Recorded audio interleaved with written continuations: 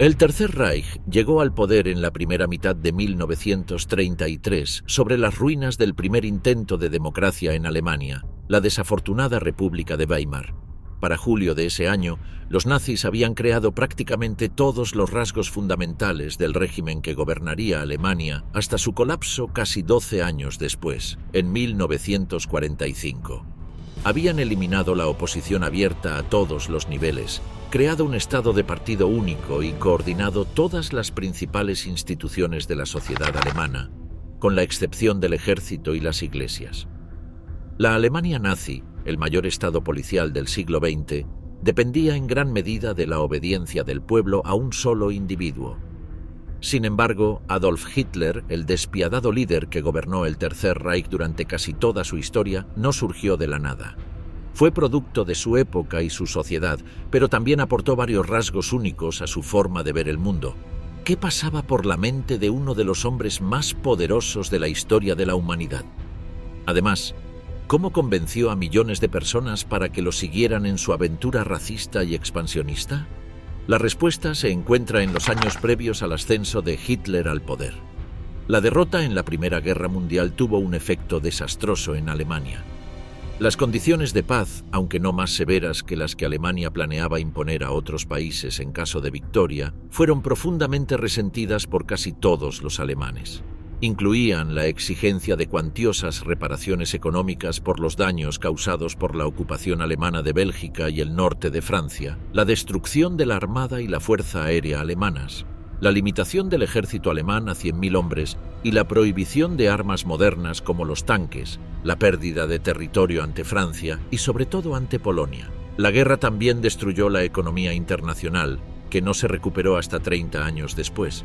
Si bien hubo enormes costos que pagar, el colapso del imperio de los Habsburgo y la creación de nuevos estados independientes en Europa del Este no solo alimentaron el egoísmo económico nacional e imposibilitaron la cooperación económica internacional. Alemania, en particular, había financiado la guerra imprimiendo dinero con la esperanza de financiarla anexando zonas industriales de Francia y Bélgica. La economía alemana no podía afrontar las reparaciones sin aumentar los impuestos, y ningún gobierno alemán estaba dispuesto a hacerlo, ya que ello habría supuesto que sus oponentes podrían acusarla de gravar a los alemanes para pagar a los franceses. El resultado fue la inflación. En 1913, el dólar valía 4 marcos.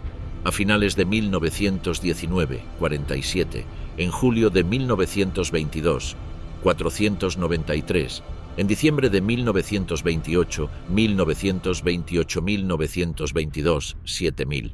Las reparaciones debían pagarse en oro y en bienes, y con este ritmo de inflación, los alemanes no estaban dispuestos ni eran capaces de gestionarlo. En enero de 1923, franceses y belgas ocuparon el Ruhr y comenzaron a confiscar activos y productos industriales. El gobierno alemán anunció una política de no cooperación. Esto provocó una depreciación del marco frente al dólar sin precedentes.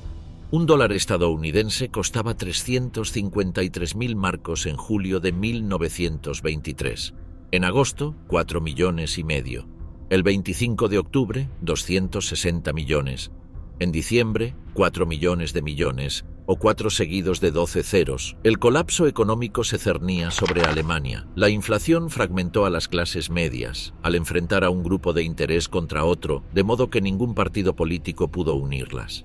La estabilización, la reducción y la racionalización posteriores a la inflación supusieron pérdidas masivas de empleos, tanto en la industria como en la administración pública.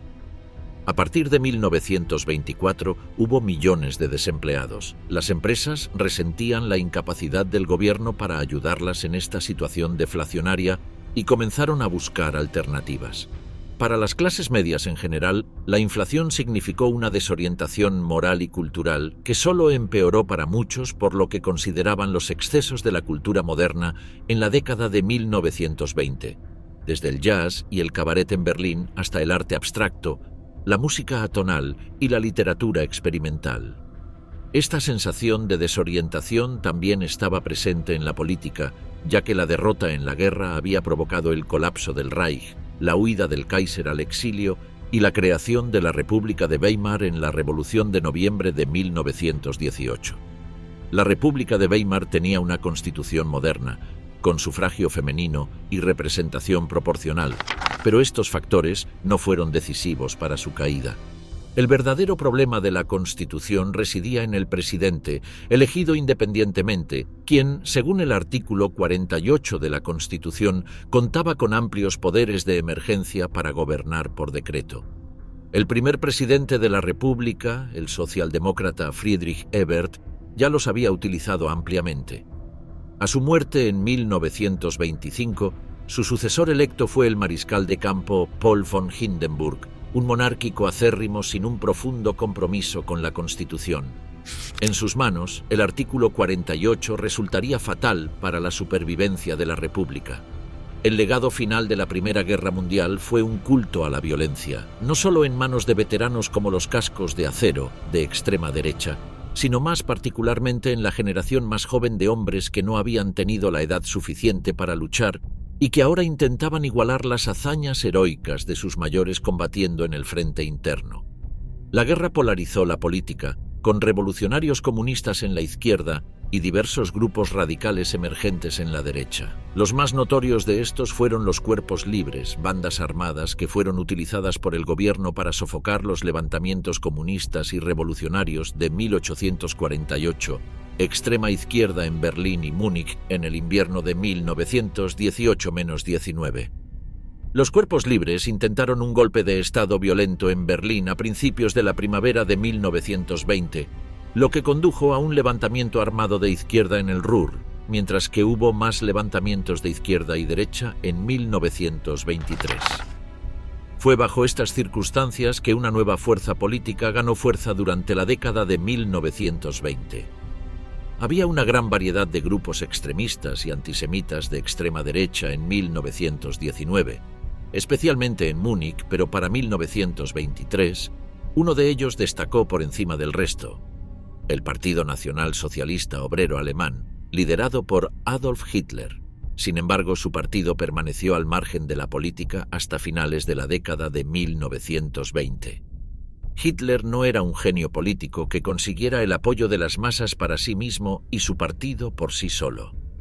Nacido en Austria en 1889, fue un artista fracasado con un estilo de vida bohemio que poseía un gran don: la capacidad de conmover multitudes con su retórica. Su partido, fundado en 1919, era más dinámico, más despiadado y más violento que otros grupos marginales de extrema derecha.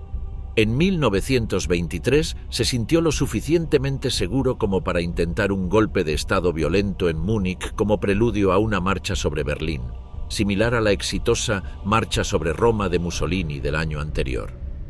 Sin embargo, no logró convencer al ejército ni a las fuerzas del conservadurismo político en Baviera y el golpe se disipó en una lluvia de disparos. Hitler fue condenado y encarcelado en la prisión de Landsberg, donde dictó su panfleto político autobiográfico Mi lucha a su camarada Rudolf Hess. Este era un compendio de las ideas de Hitler, sobre todo el antisemitismo y la idea de una conquista racial de Europa del Este. Es en ese libro donde se explican la mayoría de sus ideas en detalle. Construir un líder antes de construir un imperio. Al salir de prisión, Hitler había construido la ideología del nazismo a partir de elementos dispares de antisemitismo, pangermanismo, eugenesia y la supuesta higiene racial, expansionismo geopolítico, hostilidad a la democracia y hostilidad al modernismo cultural, que habían estado circulando durante algún tiempo, pero que aún no se habían integrado en un todo coherente. Reunió a su alrededor a un equipo de subordinados inmediatos: el talentoso propagandista Joseph Goebbels, el decidido hombre de acción Hermann Göring y otros que construyeron su imagen de líder y reforzaron su sentido del destino. Sin embargo, a pesar de todo esto y a pesar del violento activismo de sus camisas pardas paramilitares en las calles, no logró ningún progreso político hasta finales de la década de 1920. En mayo de 1928 los nazis solo obtuvieron el 2,6% de los votos y una gran coalición de partidos centristas e izquierdistas, liderada por los socialdemócratas, asumió el poder en Berlín. Sin embargo, en octubre de 1929, el desplome de Wall Street arrastró consigo la economía alemana. los bancos estadounidenses retiraron los préstamos con los que se había financiado la recuperación económica alemana desde 1924. Como respuesta, los bancos alemanes tuvieron que exigir el pago de sus préstamos a las empresas alemanas y éstas no tuvieron otra opción que despedir a trabajadores o declararse en quiebra, lo que de hecho hicieron muchas. En poco más de 2 años, más de un trabajador alemán de cada 3 estaba desempleado y millones más tenían contratos temporales o salarios reducidos. El sistema de seguro de desempleo colapsó por completo, dejando a un número cada vez mayor de personas en la indigencia. La agricultura, ya bajo presión debido a la caída de la demanda mundial, también se desplomó. Cuando Hitler salió de la prisión de Landsberg, su principal objetivo en ese momento era reconstruir un movimiento debilitado con aspiraciones al poder. Las pretensiones de liderazgo de Hitler se vieron reforzadas dentro del movimiento nacionalista y se convirtió en una especie de héroe y mártir, a pesar de que solo llevaba 9 meses en prisión. No solo eso, sino que también aprovechó estos 9 meses para llevar a cabo una transformación interior que se consolidó en una nueva percepción de sí mismo y en la conciencia de su rol. Ahora se consideraba un nuevo Mesías, y su sentido del realismo cambió de la misma manera. No tenía una idea concreta de cómo alcanzar sus objetivos. Seguía imaginando que sus metas solo se materializarían en un futuro lejano. Al consistir en unos pocos principios básicos pero inmutables, su cosmovisión era compatible con ajustes tácticos a corto plazo. Además, tenía la ventaja de acomodar y reconciliar diversas posturas contradictorias sobre temas específicos y sutilezas ideológicas adoptadas por los líderes nazis subordinados. Dentro del marco de su cosmovisión básica, el propio Hitler era flexible, incluso indiferente, hacia algunas cuestiones ideológicas que podían obsesionar a sus seguidores. Sus opositores de la época y muchos comentaristas posteriores subestimaron con frecuencia el dinamismo de la ideología nazi debido a su dispersión y al cinismo de la propaganda nazi. Los nazis eran retratados como seguidores de una ideología férrea e inmutable, pero esto simplemente no era cierto. A menudo se consideraba que la ideología no era más que un manto para ocultar sus ambiciones de poder y la tiranía.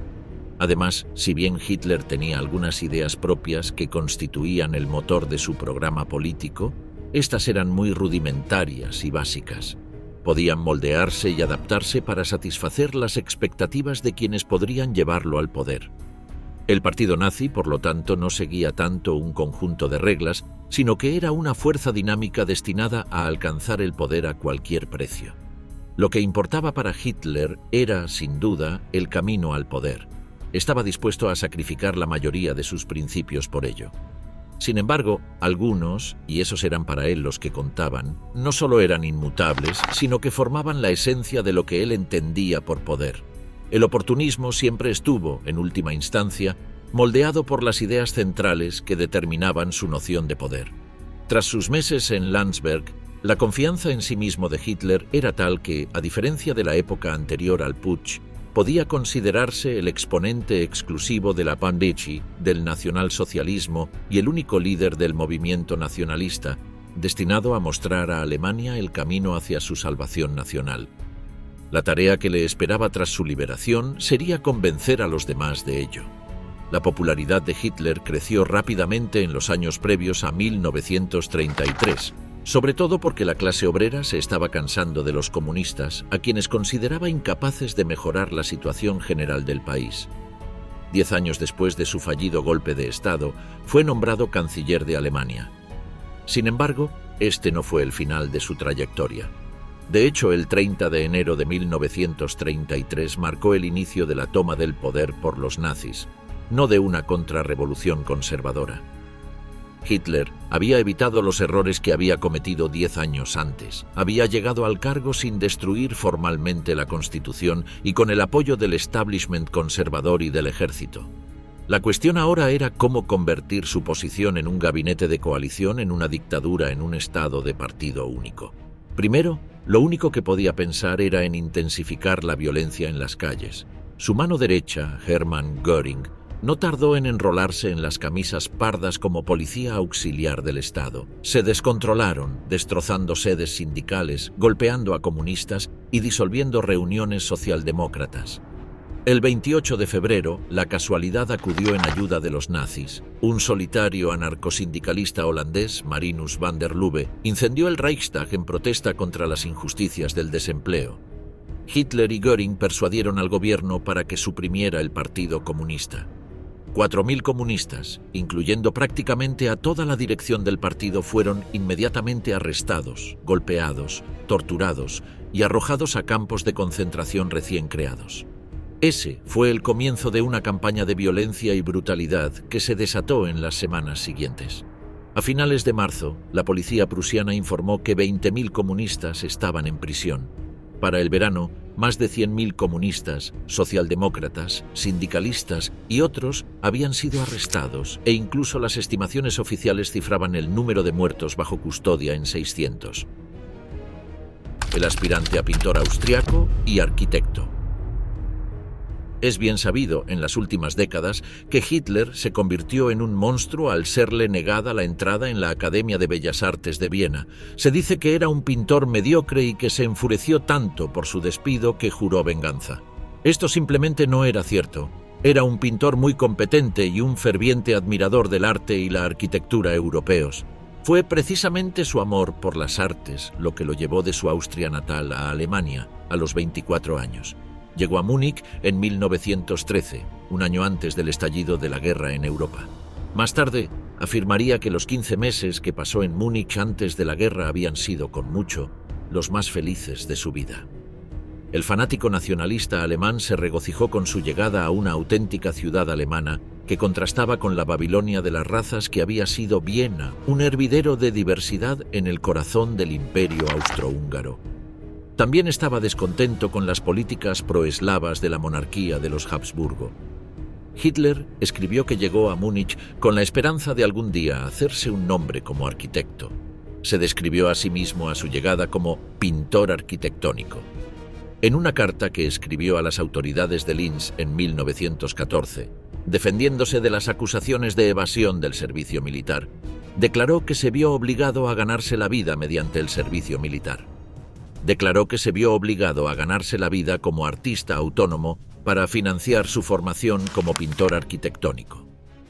Tras llegar a Múnich el 25 de mayo de 1913, un radiante domingo de primavera, Hitler buscó un anuncio de una pequeña habitación alquilada por la familia del sastre Joseph Popp en un barrio pobre al norte de la ciudad, a las afueras de Schwabing, el vibrante centro de la vida artística y bohemia de Múnich, y no lejos de la gran zona de cuarteles. Según su casera, Frau Popp, Hitler se equipó rápidamente para empezar a pintar.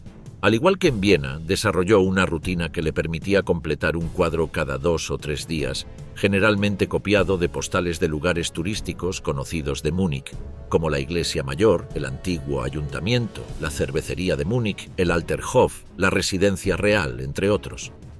Después, se disponía a buscar clientes en bares, cafés y cervecerías. Sus acuarelas, precisas pero poco inspiradas, eran, como el propio Hitler admitió más tarde cuando era canciller alemán, de una calidad muy ordinaria. Sin embargo, las vendía a precios desorbitados. Ciertamente, no eran peores que productos similares que se promocionaban en las cervecerías, a menudo obra de auténticos estudiantes de arte que buscaban financiar sus estudios. Una vez que se asentó, Hitler no tuvo dificultades para encontrar compradores. Pudo ganarse la vida modestamente con su pintura y vivir tan cómodamente como en sus últimos años en Viena. Esto significa que no aspiraba a convertirse en un gran artista. Podía vivir perfectamente como un artista normal. Al igual que en Viena, Hitler era educado pero distante, reservado, retraído y al parecer sin amigos. Frau Popp no recordaba haber recibido una sola visita en los 2 años que duró su arrendamiento. Vivía con sencillez y frugalidad, preparando sus cuadros durante el día y leyendo por la noche. Le gustaba leer en cafés, donde mantenía su costumbre de devorar los periódicos disponibles para los clientes. Allí se mantenía al tanto de los acontecimientos políticos y, a la menor provocación, podía estallar y tratar a cualquiera que se acercara con sus firmes opiniones sobre cualquier tema que le preocupara en ese momento. Las conversaciones en cafés y cervecerías eran lo más cercano a la participación política que Hitler tenía durante su etapa en Múnich. El público cautivo de Hitler en los cafés y cervecerías era, en general, lo más cercano al contacto humano que tenía durante sus meses en Múnich y presumiblemente le ofrecía una vía de escape para sus prejuicios y emociones reprimidas. Una vez en el poder, a Hitler le gustaba que lo llamaran héroe de guerra, pero la verdad dista mucho de serlo. Cuando se encontraba en Múnich, la policía austríaca lo buscaba por no haberse inscrito para el servicio militar en Austria. Evadir el servicio militar se castigaba con una multa cuantiosa. Además, abandonar Austria para evitarlo se consideraba deserción y conllevaba una pena de prisión. Lo obligaron a presentarse en Salzburgo para completar su entrenamiento militar, pero se determinó que estaba demasiado débil para realizar el servicio militar. Hitler regresó a su vida cotidiana como artista de poca monta en Múnich, pero no por mucho tiempo. Los nubarrones se cernían sobre Europa. El domingo 28 de junio de 1914 se dio a conocer la sensacional noticia del asesinato en Sarajevo del heredero al trono austríaco, el archiduque Francisco Fernando y su esposa. Alemania, al igual que otros países europeos, se vio envuelta en la Gran Guerra. Para Hitler, la guerra fue una bendición. Desde su fracaso en la Academia de Arte en 1907, se había resignado a no llegar a ser un gran artista. Su segundo sueño, convertirse en un arquitecto notable, tampoco parecía concretarse, sin planes ni esperanzas realistas de alcanzar esta ambición. Ahora estaba en Múnich, decidido a labrarse un nombre. Seguía sin perspectivas profesionales, sin cualificaciones ni expectativas de obtenerlas, sin capacidad para forjar amistades estrechas y duraderas y sin esperanzas reales de reconciliarse consigo mismo ni con una sociedad a la que despreciaba por su propio fracaso. La guerra le ofreció una salida.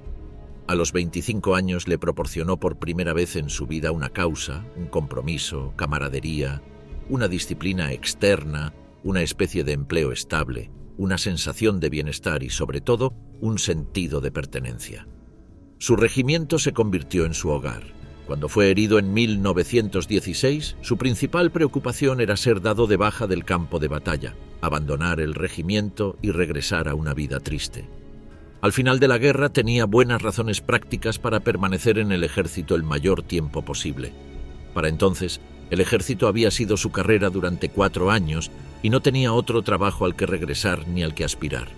La guerra y sus secuelas forjaron a Hitler. Después de Viena fue el segundo periodo formativo que moldeó decisivamente su personalidad. Una mentalidad genocida. La mayoría de las opiniones políticas de Hitler eran estratégicas y dependían del contexto y de a quién se dirigía.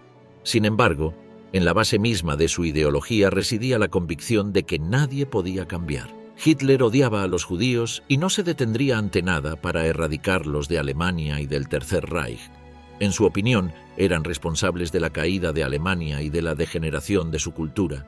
Sus planes consistían en un reino en constante expansión, poblado únicamente por hombres y mujeres racialmente puros, rubios y de ojos azules.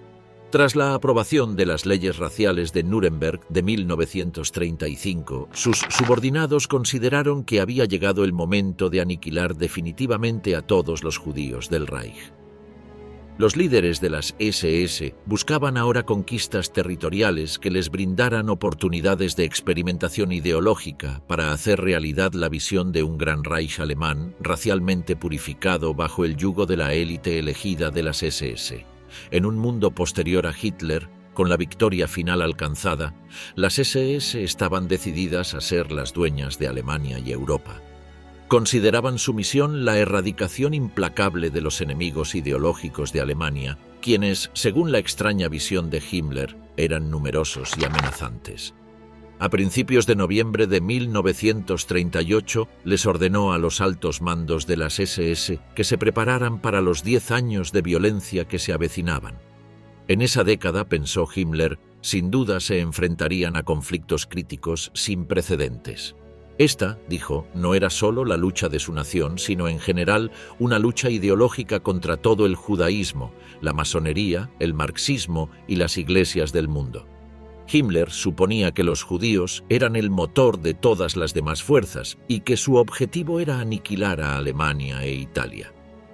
Por lo tanto, era imperativo atacar primero y expulsarlos de su país antes de que tuvieran tiempo de responder. El discurso se pronunció un día antes de que Alemania estallara en una orgía de violencia elemental contra su minoría judía en el infame pogromo del 9 y 10 de noviembre de 1938, una noche que se conocería como la Noche de los Cristales del Reich debido a los millones de fragmentos de vidrio roto que cubrían las aceras de Berlín frente a los comercios judíos destrozados. Fue un pogromo antijudío a nivel nacional. Heinrich Müller, entonces jefe de la Gestapo, envió un memorando a las oficinas locales de la Gestapo a las 23:55 del 9 de noviembre, informando de las acciones violentas que ya se estaban llevando a cabo contra los judíos. Müller ordenó a los oficiales de la Gestapo que detuvieran el saqueo, pero que no impidieran el incendio de sinagogas ni el vandalismo de comercios judíos que ya se estaba produciendo. Esta noche de horror, bien orquestada, se conoció como la Noche de los Cristales Rotos. Se registraron disturbios antijudíos en toda Alemania. Matones nazis y miembros de las SS incendiaron sinagogas y casas de oración. Objetos irreemplazables de enorme valor religioso fueron arrojados a una pira funeraria de puro odio antisemita. Judíos fueron golpeados, casas y negocios saqueados. Alrededor de 91 judíos fueron asesinados y 30.000 fueron arrestados, supuestamente por su propia seguridad. Aproximadamente 10.000 judíos fueron enviados a los 3 principales campos de concentración: Dachau, Sachsenhausen y Buchenwald. Casi todos los judíos arrestados fueron liberados en 6 semanas. En un comunicado de prensa, Joseph Goebbels afirmó que las acciones alemanas eran comprensibles. Gracias al continuo acoso de la Gestapo, ningún judío en Alemania ni en ninguno de los territorios conquistados del Tercer Reich estaba a salvo. Dentro de Alemania, las leyes de Nuremberg de 1935 impusieron medidas drásticas inmediatas para excluir a los judíos de la economía, acompañadas de una reestructuración de la política antijudía, colocándola ahora directamente bajo el control de las SS, cuyos líderes vincularon la guerra, la expansión y la erradicación del judaísmo.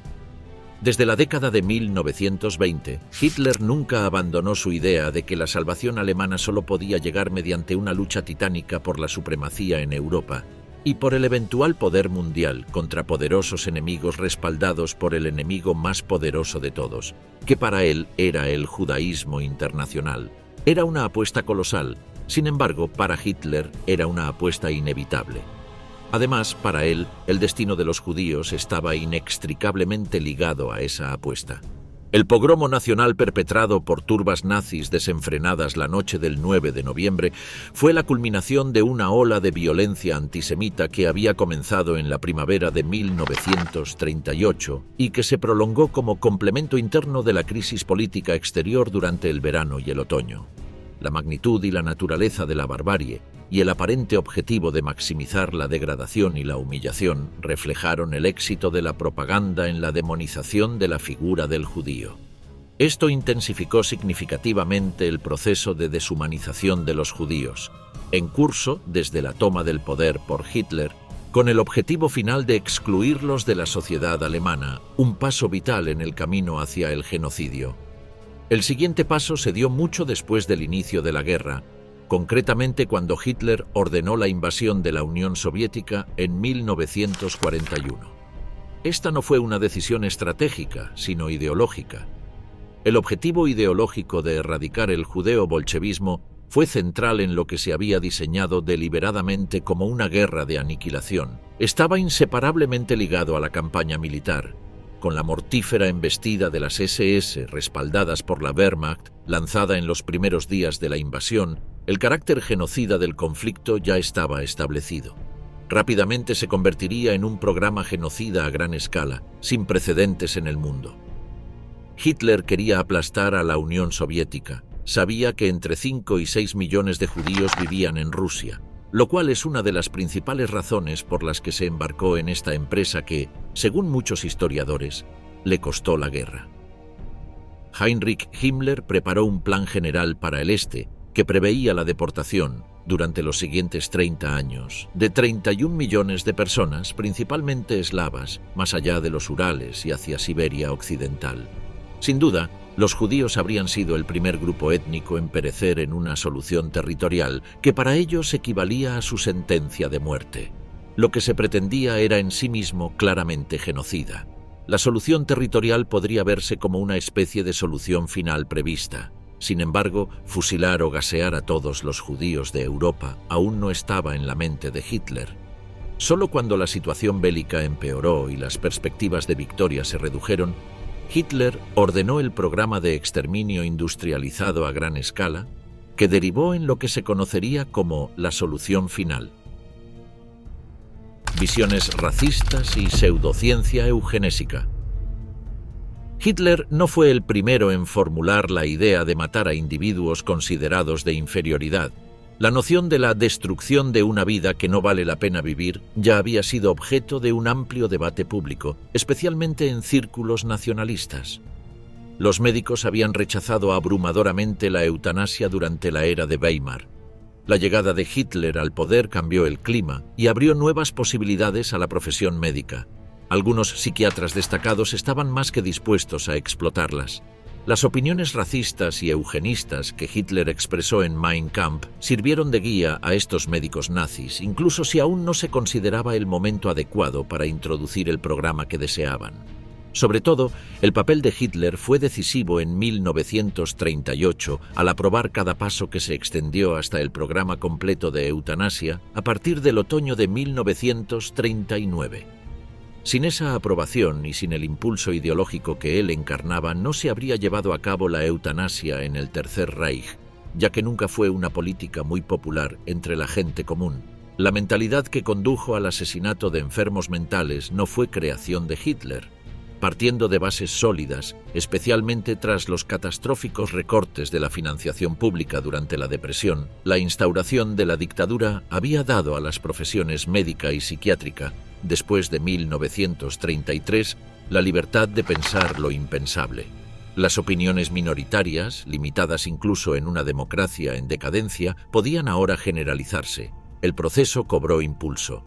Para 1939, los médicos y enfermeros de los manicomios eran conscientes de lo que se requería. También lo era la burocracia médica, que engrasaba los engranajes de la maquinaria de exterminio. Para entonces, el clima de opinión pública también era receptivo a este tipo de ideología. Si bien existían fuertes posturas contra la eutanasia, sobre todo entre los fieles de las iglesias, otros estaban a favor, sobre todo en el caso de niños con enfermedades mentales o discapacidades. Hitler había dado claras muestras de su propia opinión sobre cómo tratar a los enfermos incurables en Mein Kampf, donde abogó por su esterilización. Cuando habló en el mitin del partido de Nuremberg en 1929 sobre cómo tratar a los más débiles de la sociedad, no solo habló de higiene racial y del mantenimiento de la fuerza étnica del pueblo ario, sino que utilizó un argumento económico que había sido utilizado por el lobby eugenésico en la profesión médica. Declaró que, si Alemania tuviera 1 millón de niños al año, debería eliminar a 700.000 o quizás 800.000 de los más débiles. El resultado sería finalmente un aumento de la fuerza. Esto implicaba ingeniería racial mediante asesinatos en masa, justificada mediante la ideología social darwinista, pero no eutanasia en el sentido convencional de liberación voluntaria de una enfermedad terminal. Según los comentarios de su médico, Karl Brandt, en su juicio de posguerra, Hitler era conocido por favorecer la eutanasia involuntaria a más tardar desde 1933. En 1935, en una conversación con el líder de los médicos del Reich, Gerhard Wagner, Hitler expresó su opinión a favor de la eutanasia involuntaria, pero señaló que no era el momento. Opinaba que un problema así podría resolverse con mayor fluidez y facilidad en tiempos de guerra, y que la resistencia, como era de esperar de las iglesias, tendría entonces menos impacto que en tiempos de paz. Mientras tanto, dejó en manos del Ministerio de Propaganda y del líder de los médicos del Reich la tarea de impulsar la limpieza racial entre la población en general. Se publicaban regularmente en los periódicos cálculos sobre el coste de la manutención de los enfermos mentales y hereditarios. Esto infundió la impresión de que se estaban desperdiciando vastos recursos del Estado en vidas inútiles, mientras que ese dinero bien podría invertirse en mejorar la calidad de vida de los alemanes más aptos. Se enviaron cámaras a los manicomios para producir escenas que horrorizaran al público alemán y lo convencieran de la necesidad de eliminar a quienes se presentaban como la escoria de la sociedad por el bien de toda la población. La Oficina Nacional Socialista de Asuntos Raciales y Políticos produjo 5 películas mudas de este tipo entre 1935 y 1937. Una vez iniciada la guerra, Hitler autorizó a los médicos del Reich a practicar la eutanasia involuntaria según lo consideraran oportuno. En octubre de 1939, Hitler encargó a una de sus secretarias que mecanografiara una nota retroactiva al 1 de septiembre de 1939, día del inicio de la guerra. La nota contenía solo una frase: el Reichsleiter Buller y el Dr. Brandt tienen la responsabilidad de ampliar la autoridad de médicos específicos para que, tras una evaluación crítica de su estado, se les pueda conceder la muerte por clemencia a los enfermos incurables. Luego firmó el documento, condenando a muerte a miles de personas en el proceso. En cuanto al racismo y el antisemitismo de Hitler, tampoco se difundieron ampliamente durante los 2 primeros años del Tercer Reich. Solo después de la aprobación de las leyes raciales de Nuremberg en 1935 se les solicitó. Las leyes de Nuremberg permitieron arrestar a judíos por un nuevo delito, la profanación racial. Penalizaron las relaciones sexuales entre judíos y no judíos. Esto facilitó que los judíos fueran denunciados ante la Gestapo por infringir la ley. Por lo tanto, solo después de la introducción de las leyes de Nuremberg, la Gestapo se involucró más activamente en la persecución judía. Fue durante 1938 cuando la persecución de los judíos se intensificó de forma más drástica dentro de la Alemania nazi. Un decreto especial del 26 de abril de 1938 obligó a todos los judíos a registrar todas sus riquezas, tanto en dinero como en bienes.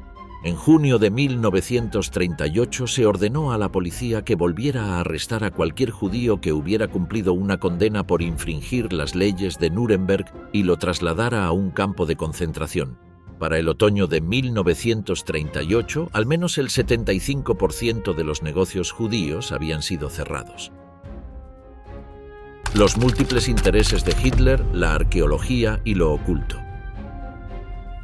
La marcada sensación de misión de Hitler, su heroica autoimagen de grandeza, la necesidad de mantener el aura que cada vez le atribuían sus partidarios y el desapego a las intrigas y luchas internas de sus subordinados exigían un alto grado de aislamiento. No era nada nuevo.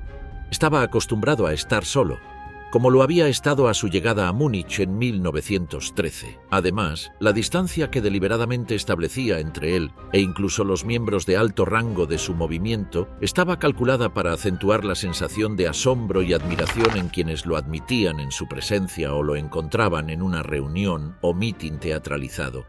Al mismo tiempo realzaba su enigmático interior. Incluso a quienes lo conocían les costaba analizar y comprender su personalidad.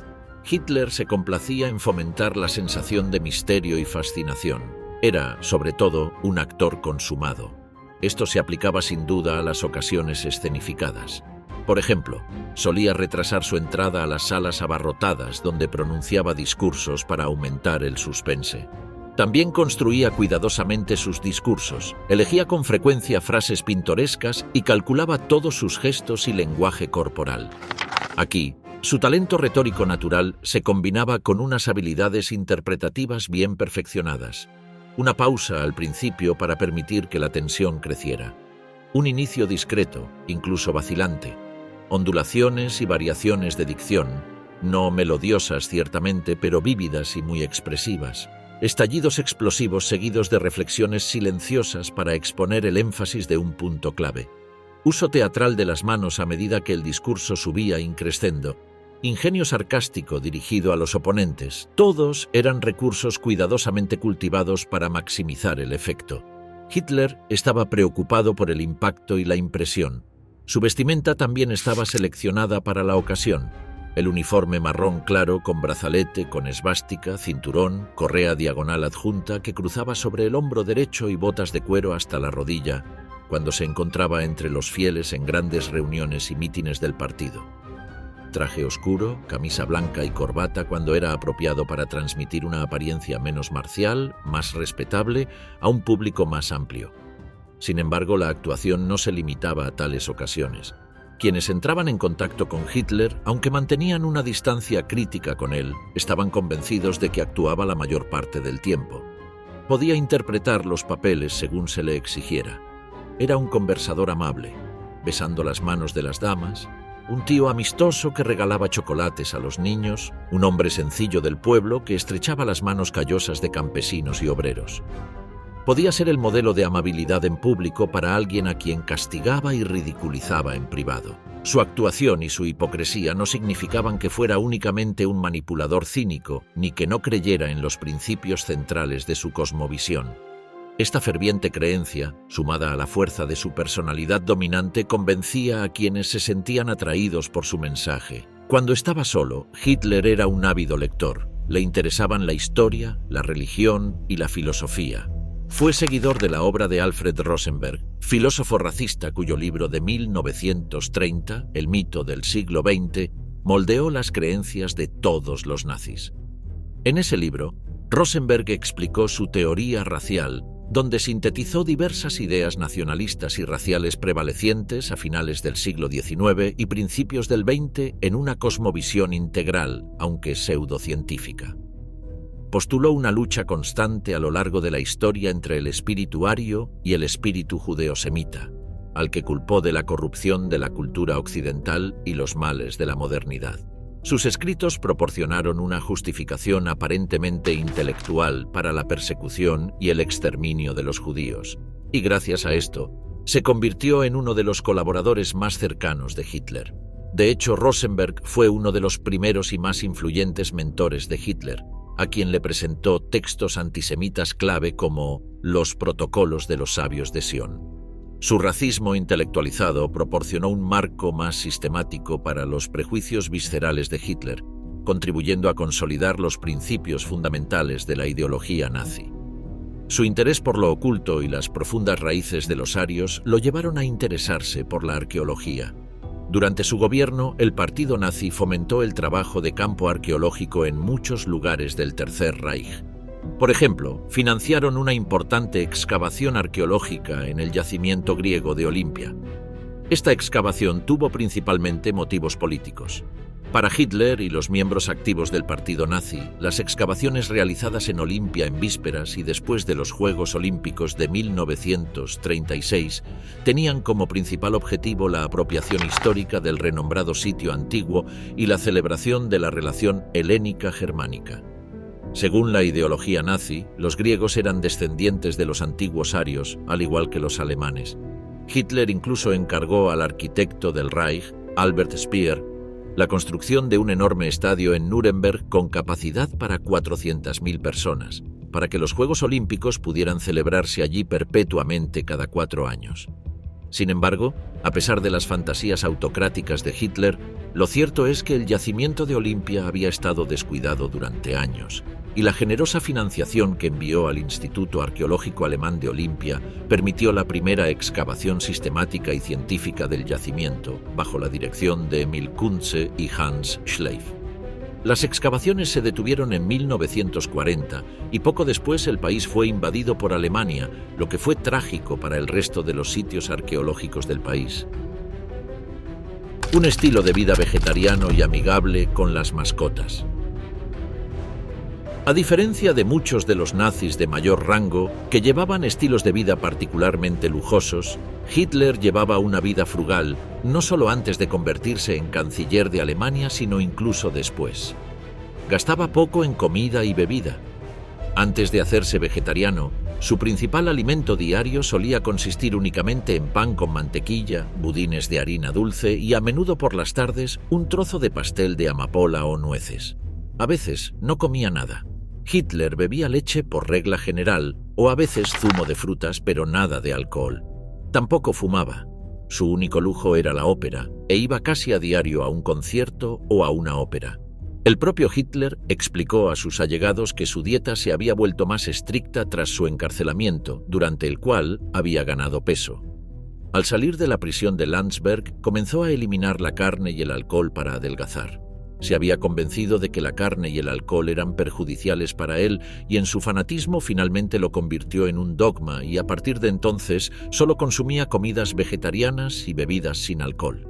A pesar de ser idolatrado por millones de personas y de aparecer frecuentemente en revistas y artículos de propaganda como un hombre muy amigable, Hitler no tenía amigos aparte de Eva Braun y su perra, Blondie. Hitler era visto frecuentemente en compañía de Blondie, su perra alsaciana, que Martin Bormann le había regalado de cachorrita en 1941. Blondie jugó un papel en la propaganda nazi al retratar a Hitler como un amante de los animales, y esta fue quizás una de las pocas afirmaciones propagandísticas que realmente eran ciertas sobre el Führer. Le gustaban los animales, y durante su vida disfrutó con frecuencia de la compañía de perros. Durante su servicio militar en la Primera Guerra Mundial, Hitler rescató a un fox terrier blanco callejero, al que llamó Fuchsl. Hitler sentía un gran cariño por el perro, y cuando no estaba de servicio en el frente, pasaba gran parte de su tiempo libre jugando con él en el cuartel y enseñándole trucos. Finalmente, en agosto de 1917, su unidad de compañía recibió la orden de trasladarse a otra posición y Fuchsl se perdió. Hitler quedó profundamente consternado por esto y culpó al enemigo por su pérdida. Más tarde, en 1921, durante sus años de pobreza, le regalaron un pastor alemán llamado Prinz, pero se vio obligado a alojarlo en otro lugar, ya que donde él se alojaba no se permitían perros. Sin embargo, el perro logró escapar y regresar con él. Hitler, quien adoraba la lealtad y obediencia del perro, desarrolló un gran cariño por esta raza. Por eso adoptó un pastor alemán llamado Muckl a finales de la década de 1920. Hitler tenía otras dos perras pastoras alemanas, una madre y una hija, ambas llamadas Blonda. Luego, cuando Bormann le regaló el cachorro alsaciano en 1941, la llamó Blondie. En mayo de 1942, Hitler compró otra joven pastora alemana a un funcionario de correos de Ingolstadt para que le hiciera compañía a Blondie. La llamó Bella. Aunque Eva Braun tenía dos perros terrier escocés llamados Negus y Stasi, solía mantenerlos alejados de Blondie por temor a hacerles daño. Por esta razón, Hitler decidió llevar consigo un compañero de raza más grande. Además, Hitler sentía celos de sus perros y se irritaba cuando mostraban afecto a otras personas, por lo que prefería que cada uno mantuviera cerca a los suyos. El destino quiso que Eva Braun y Blondie acompañaran a Hitler hasta su último día en el búnker del Führer. En abril de 1945, Blondie dio a luz a una camada de 5 cachorros. Hitler llamó a uno de ellos Wolf y donó el otro a sus allegados, incluida la hermana de Eva Braun. Sin embargo, el fatídico día en que Hitler se quitó la vida, también les quitó la vida a Eva y a Blondie con una cápsula de cianuro. Las opiniones de Hitler sobre el matrimonio y Eva Braun. En 1930, Adolf Hitler le pidió a su estrecho colaborador Martin Bormann que se reunieran en secreto. Tenía algo importante que preguntarle. Una vez solos, Hitler le encargó una tarea que requería secretismo y discreción. Le pidió a Bormann que investigara la ascendencia de una joven de 17 años a quien Hitler había conocido en el estudio fotográfico de Heinrich Hoffmann, donde trabajaba como asistente. Hitler se había encariñado con ella y quería saber si era de buena familia aria. Tras una investigación exhaustiva, Bormann pudo confirmar que Eva Braun no tenía ni una gota de sangre judía. Hitler se sintió aliviado.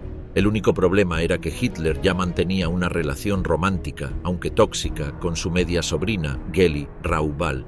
Geli solo tenía 22 años en aquel momento, mientras que Hitler era 20 años mayor. Era extremadamente protector con ella, lo que hacía que Geli se sintiera controlada y vigilada. Después de 1927, cuando Hitler se enteró de un romance que ella tenía con un chofer, decidió que no la dejarían sola con ningún hombre que no fuera él. Esto fue devastador para la pobre Geli, que no sabía qué hacer. En la noche del 18 de septiembre de 1931, mientras Hitler estaba en Nuremberg, Geli tomó el arma que él le había dado para su protección, le puso la boca del cañón contra el pecho y disparó. Ella cayó al suelo, desangrándose lentamente. Hitler se sintió devastado, pero con Geli fuera de escena era libre de buscar una relación con Eva. Hitler tenía fuertes sentimientos contra el matrimonio, así que hasta el final de sus vidas le negó esta posibilidad a Eva, quien solicitó casarse en múltiples ocasiones. Eva encarnaba el ideal de Hitler de la feminidad natural. Una verdadera rubia, era atlética y deportista, practicaba gimnasia y natación y se mantenía en forma. Casi no tenía interés en la política o el estado de la nación. Tenía pocos aires de grandeza y era refrescantemente libre de espíritu. Era emocionalmente inmadura y Hitler la manipulaba fácilmente. Desde su punto de vista, Hitler era cortés, a menudo encantador, indulgente y atento, mientras que su creciente fama la halagaba y la emocionaba. Eva aún no había comprendido lo cruel e indiferente que podía ser Hitler con quienes se atrevían a acercarse a él. Para 1932 sería profundamente consciente de su desinterés. Habiéndose entregado a Hitler, Eva esperó eternamente que le prestara atención, pero Hitler apenas estuvo en Múnich ese año. Incluso cuando lo hizo, tuvo muy poco tiempo para ella. Eva se tomó sus ausencias y silencios como algo personal, como una señal de rechazo. La ansiedad se convirtió en desesperación. Al igual que Geli, antes que ella, tenía su propia pistola. Dejó una nota de despedida garabateada, se la puso en la cabeza y apretó el gatillo. La bala se alojó en su cuello, rozando la arteria. Sangrando profusamente, Eva logró llamar a un médico que acudió de inmediato y la llevó al hospital, donde le extrajeron la bala con éxito. Ya fuera una llamada de atención o un intento sincero de quitarle la vida, funcionó. Hitler, conmocionado, actuó. Juró que la cuidaría mejor. Eva sufriría mucho por las ausencias de Hitler. A menudo olvidaba su cumpleaños y cancelaba citas a última hora. A pesar de ello, Eva permanecería al lado del Führer hasta el amargo final. Tras el atentado contra Eva, Hitler hizo todo lo posible por complacerla. En agosto de 1935, alquiló un apartamento de 3 habitaciones para Eva y su hermana. En marzo del año siguiente, Hitler le compró una villa de 2 plantas y un coche nuevo. Y lo más importante para Eva, le dieron la habitación contigua a la de Hitler en el Berghof. Le llevó un tiempo y hubo continuas restricciones a su libertad de movimiento, pero en el Berghof se sintió como en casa. Durante los últimos días de la guerra, mientras el ejército soviético se acercaba rápidamente a Berlín, Hitler, Eva y otros comandantes nazis se retiraron a búnkeres subterráneos. Sintiendo que el fin se acercaba, y como muestra de agradecimiento por los muchos años de apoyo incondicional de Eva, Hitler le concedió un deseo que ella misma había anhelado durante mucho tiempo. Hitler encargó a su secretario personal, Martin Bormann, que oficiara una pequeña ceremonia civil donde se casó con Eva. La ceremonia tuvo lugar en un espacio cerrado de hormigón, no importaba. Al día siguiente estarían muertos. Eva pasó el resto de su boda despidiéndose por última vez de quienes permanecían en el búnker, mientras la noticia de la ejecución pública de Mussolini comenzaba a llegar al búnker. No parecía haber escapatoria. Fue entonces cuando Hitler se sentó junto a Eva y discutieron sus decisiones finales. Hicieron un pacto para terminar con sus vidas, a lo que ella accedió. No tenía sentido vivir, afirmó, si él no estaba a su lado. Como es de conocimiento público, los detalles que rodean las muertes reales de Hitler y Eva Braun no están claros. Se acepta comúnmente que Hitler se disparó en la cabeza tras presenciar a Eva ingerir una cápsula de cianuro. Los soldados de las SS recibieron instrucciones de sacar los cuerpos al exterior, rociarlos con gasolina y prenderles fuego. Los restos serían enterrados en una fosa poco profunda en el jardín de la Cancillería.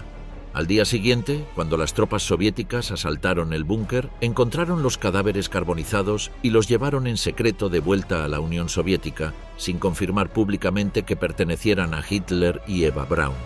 Por esta razón, durante mucho tiempo se creyó que tanto Hitler como Eva habían escapado de Berlín y huido a Sudamérica o a otro lugar. Solo mucho más tarde, en la década de 1970, Los soviéticos reconocieron haberse llevado el cuerpo de Hitler y Eva, aunque para entonces ya no había más restos disponibles para su estudio, ya que habían sido completamente destruidos. Una de las últimas cosas que Eva hizo antes de llegar al final de su vida fue escribir una carta. En esa carta, dirigida a su hermana Gretel, rememoraba su vida y concluía que había sido feliz. Entre las cosas que la hacían feliz, decía, estaba poder morir junto al Führer y evitar los horrores que le sobrevendrían, la mujer más conspicua del Tercer Reich. Eva metió la carta en un sobre y se la entregó a Hannah Reich, una heroína aviadora que también fue una de las últimas personas en ver a Hitler con vida, pues estaba casada con su médico personal. Su relación con Eva Braun, su matrimonio tras una vida de proclamarse en contra del matrimonio, es otro ejemplo de cómo la mayoría de las opiniones de Hitler, salvo algunas, eran ambiguas.